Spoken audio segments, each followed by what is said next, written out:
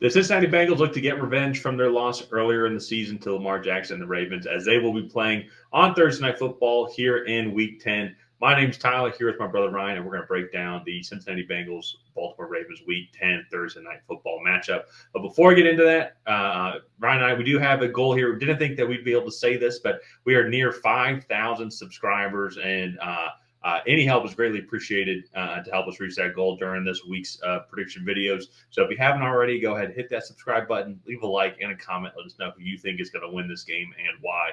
Ryan, Bengals Baltimore Ravens game in Week 5 was an absolute classic. Yes, it was Week 5. Was a great game, absolutely wild. 31 points scored in the fourth quarter, and then the Bengals were so close to winning it, but came up just short, and then long Derrick Henry run that put Justin Tucker up into chip shot to win the game in overtime for the Ravens. Now they will be going to Baltimore, getting some revenge here. I think the team's been playing well because honestly, too, talk about like a game of inches or like a season comes down to a couple plays. Really, honestly, you kind of go look at the Bengals season, and we've talked about it. They could honestly be 7-1, 8-1 now up to this point. Really, with like their most definitive loss against the Eagles last week. And honestly, you can kind of say the same thing about Baltimore as well. Almost beat the Chiefs in Week 1. Should have beat the Raiders in Week 2. Had a lot of opportunities against Cleveland last week as well. So both these teams, I think, are getting hot at the right time. So this hopefully means for a good Thursday Night Football matchup. What do you think that both teams need to accomplish to come out victorious this Thursday night? Yeah, I mean, I think for the Bengals, I think it starts in stopping the run. They cannot allow Derrick Henry to come in and be as controlling as he has been this entire season. He's just been a monster, especially after those first couple games, and they really started to get him rolling. He leads the league in rushing right now. He had another good game today against the Denver Broncos. The Broncos, that's right. I almost said the Raiders, but the Bengals played the Raiders. And so he had another really good game today. Lamar Jackson is just very efficient in that passing game. The addition of Deontay Johnson, I think, is going to only help this offense. And so I think it starts with stopping the run. And then they really have to keep Lamar in the pocket and make him have to try to beat them with his arm. Because when the Ravens start running the football and Derrick Henry's going downhill, Lamar Jackson's scrambling and getting out of the pocket, that to me, I think, is when this offense is at its most deadly than when they're in phase and just having to play simple, boring football of just taking the 5 to 8 yard check down. I'm not saying they can't do that. But for me, it's just that's not necessarily the type of football that they want to play. And then for the Ravens, just get Derrick Henry going, get this defense worn down. This is a really high-powered Bengals offense, and if they can get a lead early and kind of make them one-dimensional, I think that'll play into their hands pretty well. Marlon Humphreys will be out, I think, for this game as well. So that pass defense is going to be even more susceptible than it has been. And this Bengals offense can definitely take advantage of it. We saw that in that Week 5 matchup. They put up a lot of points. They just made too many mistakes and let Baltimore stick around. So all in all, I think this is going to be a really good matchup. I'm excited to kind of see what these teams are able to do on a short week. And they're both coming off good wins. And I think this is going to be a prime Thursday Night Football matchup. Well, I know it's on Amazon Prime, but this is going to be a good Thursday Night Football matchup. Yeah, no pun intended. And so I think to kind of add on a little bit to like what the Bengals defense needs to do is they seem to stop these explosive plays by Baltimore. You go look at the game today against Denver, and Zay Flowers had the touchdown that was 60-something yards. Let me go back in, look it up here just to be exact. The 53-yard touchdown pass, and then it was just a touchdown score at that time between Denver and Baltimore, and Baltimore just trying to get in field goal range, and the next thing you know, Zay Flowers is super elusive and can break off big play. Then to combine that then too with their ability to run the ball, and the Bengals defense statistically is slightly below average. They're about 18th or 16th in nearly all the yards allowed category. They might be without B.J. Hill. He left the game today with a rib injury. So that's going to be huge too. Also, that Derrick Henry point to talk about. But on the flip side, though, and I'll kind of bring in a point that you've always talked about when it comes to Thursday night football.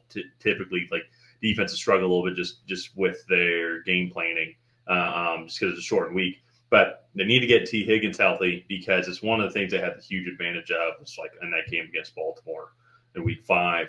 Joe Burrow was connecting with Jamar Chase. He was connecting with T. Higgins. I think Andre Yoshivas is one just becoming a fan favorite, but also two, I think a great guy that we could see with the Bengals for a long time, especially in the rookie contract.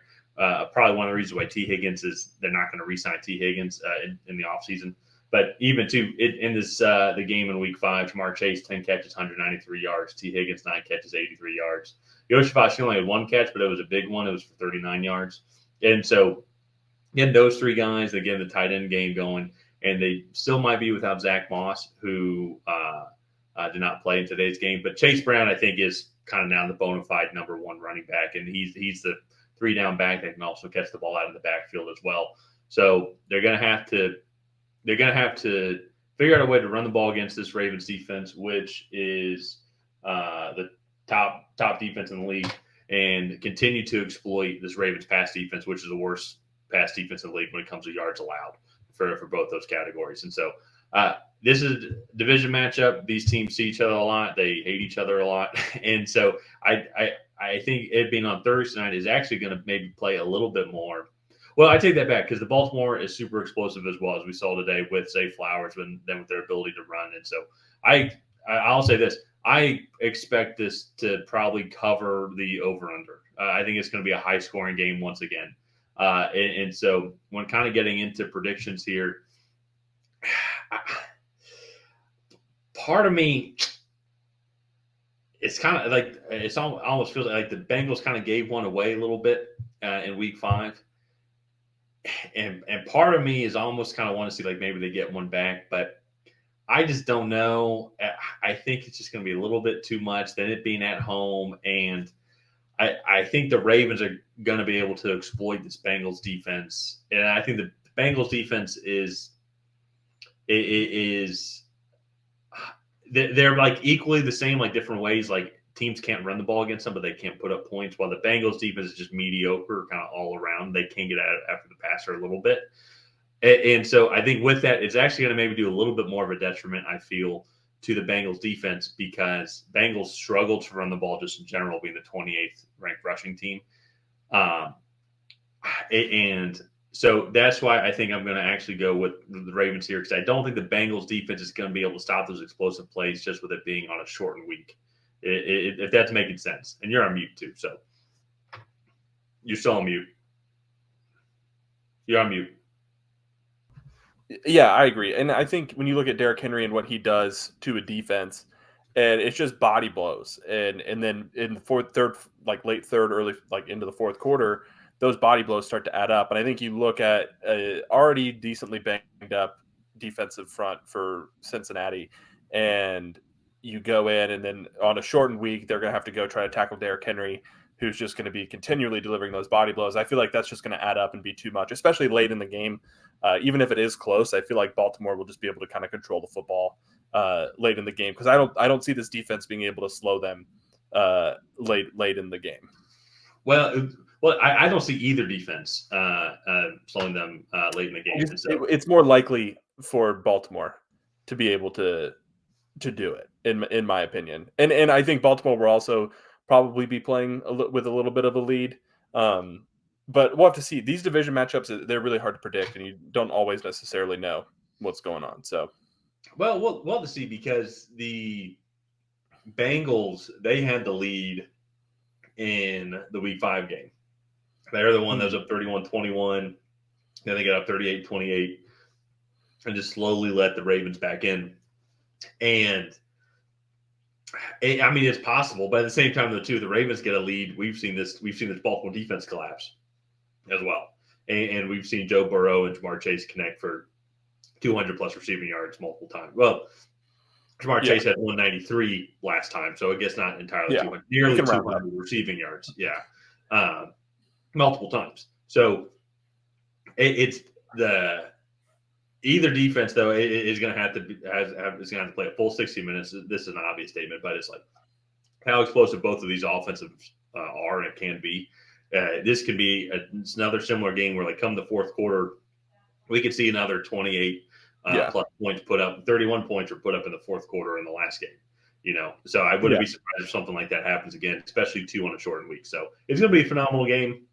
I'm happy for Al Michaels and Kirk Herbstreit. They've had a couple of good Thursday night football games now after they went through, I guess, the ringer with the two like about 2 years in a row, like just horrible Thursday night football games pretty consistently. So happy that they could have a couple of bangers here, it seems. Yeah. So let's go ahead. Let's wrap this one up here. If you guys have not already, please go ahead and like and subscribe. It is the best way to help out the channel. While you're down there, go ahead and leave a comment on who you think is going to come out ahead in this Thursday night football game. Will it be the Cincinnati Bengals? Will it be the Baltimore Ravens? And other than that, we will see you guys next time.